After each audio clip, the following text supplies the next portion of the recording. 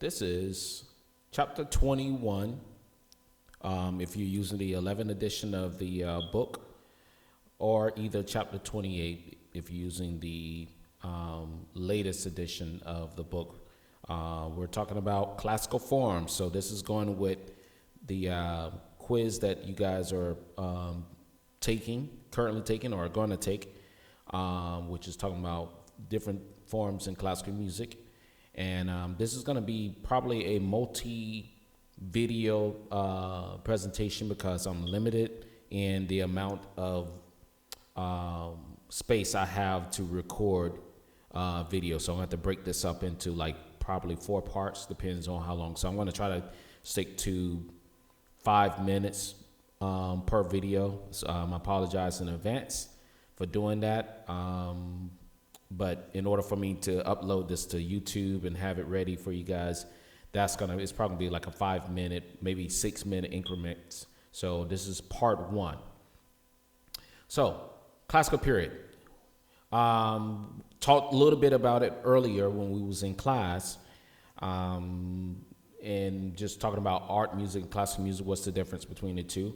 So today we're going to talk about classical forms, but we're going to just open up with some background information about the time period when music from the classical period, what was certain things that was made this unique for this particular time. So first thing we want to talk about is the time period.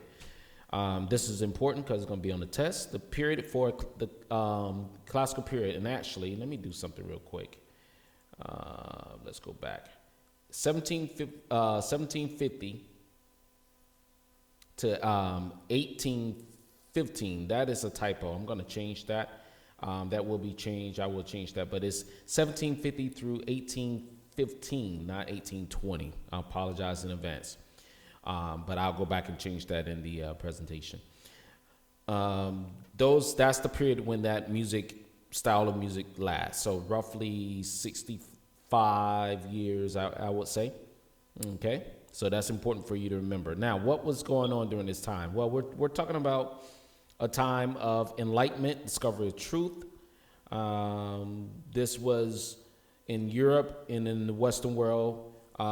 Society moving away from the influence of the church, particularly the Catholic Church, and starting to rely on the influence of science and logic and reasoning.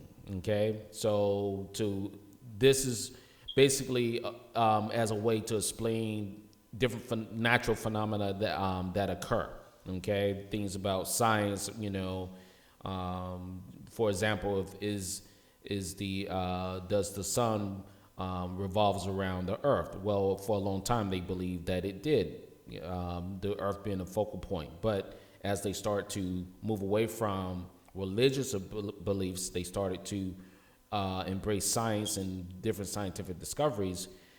People realized, society as a whole in Europe started to realize that no, it's quite the opposite. The earth revolves around the sun. So this was a time where there was a great emphasis on logic, science, mathematics, and believe it or not, a growing middle class.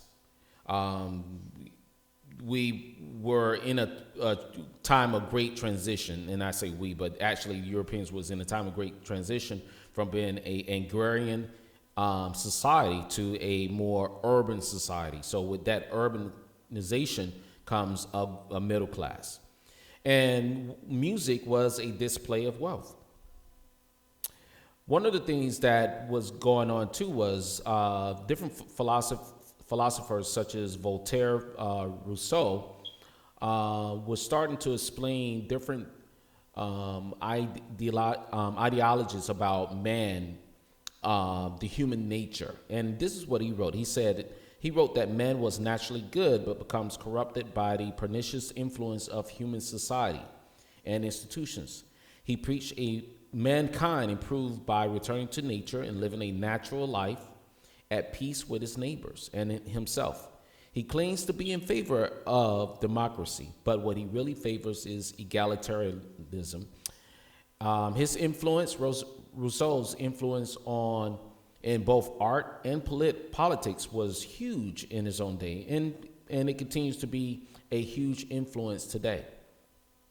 All right, so I'm going to conclude this first part. This is part one. So we're going to pick up on Rousseau. We're going to talk about that whole egalitarianism, and we're going to go on from there.